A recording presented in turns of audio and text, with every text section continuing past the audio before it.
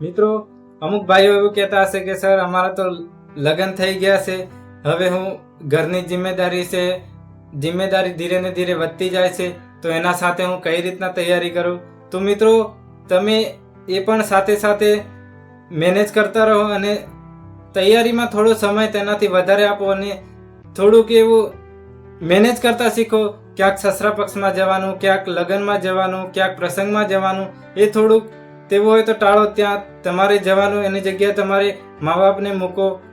કે એવું નહીં ચાલે એવું હોય તો તમે ક્યાંક જતા હો ત્યારે થોડો ટાઈમ જઈ અને જેટલું કામ હોય તે પટાવી અને તમે જલ્દી પરત આવી જાઓ અને તૈયારીમાં લાગી જાઓ.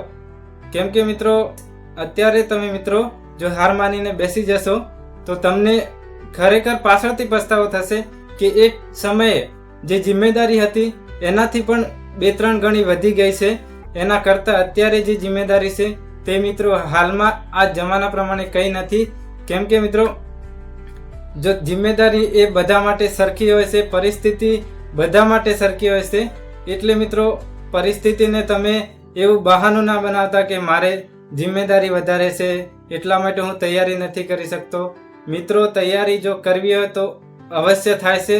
એવું નથી મિત્રો કે સરકારી નોકરી જ લેવી, પણ બીજો કોઈ ધંધો એવો પકડી લો કે તેમાં લાંબા સમય શરૂઆત ભલે નાનાથી હોય પણ એનું જે ગોલ હોય એ મોટા પાયે હોવો જોઈએ કે તેમાં જે શરૂઆત કરો એમાંથી તમે પાછળથી તમે એવું લાગવું જોઈએ કે ના ખરેખર પાછળ જતાં મને મારો આ બિઝનેસ છે, કંઈ પણ કામ છે તે હું મારા ઉપર ડિપેન્ડ રહી અને હું આગળ વધારી શકું.